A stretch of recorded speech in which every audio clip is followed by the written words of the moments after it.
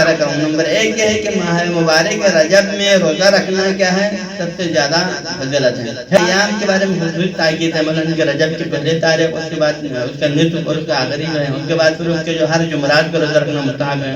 اس کے بعد آگے جو ہے ایام البید کو روزہ رکھنا مستحب ہے، تو لہذا اس کی جو ہے متعدد ایام میں روزہ رکھنا تاکید ہے۔ اس حوالے سے یہاں پر ایک روایت ہے رسول اللہ صلی اللہ علیہ وآلہ وسلم کی روایت ہے، رسول اللہ فرماتے ہیں کہ ان فی الجنت نہر یقال لها رجب، کہ جنت میں ایک نہر ہے جس کا نام رجب ہے، وَمَاؤُهُ أَبْيَضُ مِنَ اللَّبَنِ وَأَحْلَى مِنَ الْعَسَلِ، اور اس جو ہے نہر کا جو پانی ہے اگر اس کے رنگت کو دیکھا جائے تو کیا ہے وہ دودھ سے بھی زیادہ سفید ہے، اور اس کی ذائقہ کیا ہے وہ شہد سے بھی زیادہ میٹھی ہے۔ تو کہا جاتا ہے کہ من صام یوما من رجب سقاہ اللہ تعالی من ذلک النہر، تو اگر کوئی شخص ماہ رجب کے ایک دن بھی اگر روزہ رکھے تو پھر اللہ تعالیٰ اس بندے کو، اس مومن کو اسی جو ہے نہر سے سیراب کرتا ہے، اس کے پانی سے سیراب کرتا ہے۔ یہ ایک جو ہے روزہ رکھنے والوں کی فضیلت ہے۔ اس کے بعد امام مصنف جعفر علیہ السلام کی ایک روایت ہے کہ رجب شہر عظیم یضاعف فیہ الحسنات، کہ شہر رجب ایک بہت بڑا عظیم مہینہ ہے جس میں اللہ تعالیٰ انسان کی جو ہے حسنات نیکیوں کو ڈبل کرتا ہے۔ اللہ تعالیٰ عام حالت میں انسان ایک نیکی کرتا ہے تو ڈبل 10 دیتا ہے، لیکن جب ماہ رجب کے مہینے میں اگر انسان نیک عمل بچا لاتا ہے تو اس میں کیا ہوتا ہے،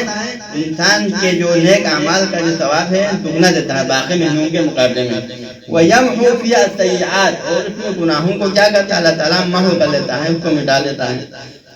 من صام یوم من رجب تباعدت عنہ النار مسیرۃ سنہ، اگر کوئی شخص ماہ رجب میں روزہ رکھے تو اللہ تعالیٰ اس کو جہنم سے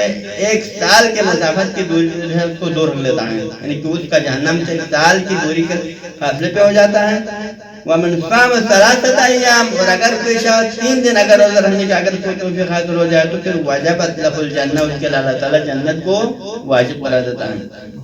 لہذا روزہ کے حوالے سے روزہ رکھنے کی اور بھی بہت ساری جو فضائل ہیں، ہم یہاں پر یعنی دو روایت پر اتفاق کرتے ہیں۔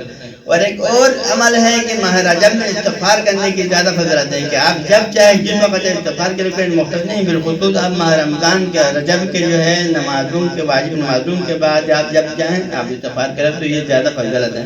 تو کہا جاتا ہے کہ یعنی رجب شہر الاستغفار، رسول اللہ صلی اللہ علیہ وسلم کی یہ بات ہے، رجب شہر الاستغفار لامتی، کہ رجب میرے امت کے استغفار کرنے کا مہینہ ہے، فاذکروا فیہ الاستغفار، لہذا تم اس مہینے میں زیادہ سے زیادہ استغفار کیا کریں۔ اور اس کے بعد زیارت کے بارے میں فضیلت ہے کہ ماہ رجب کے مہینے میں بالخصوص یکم رجب کو زیارت خصوصی طور پر مستحب قرار دیا ہے، جس میں لہذا امام جعفر صادق علیہ السلام فرماتے ہیں کہ من زار الحسین علیہ السلام اول یوم من رجب غفر اللہ له البتہ،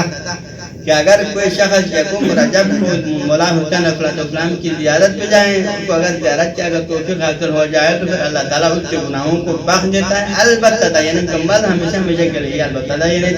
تاکید کا لفظ ہے۔ اور اس کے بعد ایک اور عمل ہے صدقات ہیں، صدقہ یعنی کہ اس مہینے میں عام حالت میں بھی انسان کے اوپر صدقہ دینا مستحب ہے، صدقہ دینا اچھی چیز ہے، لیکن رجب کے مہینے میں صدقہ دینے کی بھی خصوصی تاکید کی گئی ہے۔ تو اس حوالے سے ایک روایت ہے معصوم سے، من تصدق بصدقۃ فی رجب ابتغاء وجہ اللہ، اگر کوئی شخص رجب کے مہینے میں صدقہ دے دے اللہ تعالیٰ کی رضا کی خاطر، احسان چڑھانے کے لیے، دوسروں کو شہرت نمائی کے لیے، ریاکاری کرے نہیں، بلکہ ابتغاء وجہ اللہ، اللہ تعالیٰ کی رضا کی خاطر، اللہ تعالیٰ کی خوشنودی کی خاطر اگر کوئی بندہ ماہ رجب میں اگر صدقہ دے دے تو پھر اکرمہ اللہ یوم القیامہ فی الجنہ من الثواب، اللہ تعالیٰ اس کو عزت دیتا ہے قیامت کے دن جنت میں ایسے ثواب کے ذریعے سے، یعنی کہ ثواب کتنا ملے گا،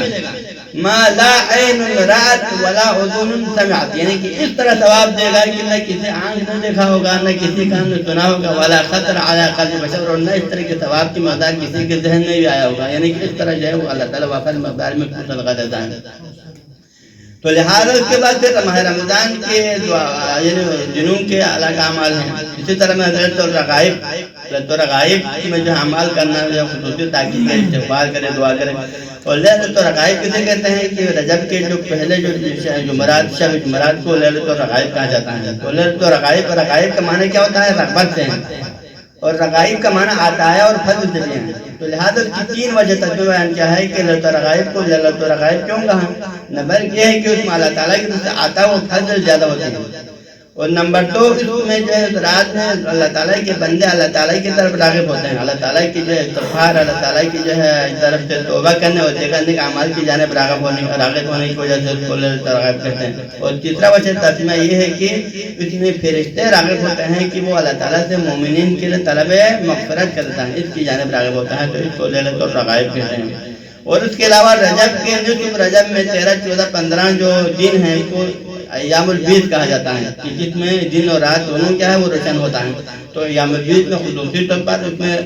روزہ رکھنے کی تاکید کی گئی ہے، اور اس میں اعمال کی تاکید کی گئی ہے، اور اس عمل و مداوت جو ہے 3 دنوں میں انجام دیا جاتا ہے، تو لہٰذا زیادہ آپ لوگوں کو ٹائم نہیں لوں گا، تو لہٰذا خدا سے درگاہ الہی میں دعا کرتا ہوں پروردگار بحق محمد و آل محمد اس مبارک مہینے میں ہمیں اعمال خیر انجام دینے کی توفیق عنایت فرمائے۔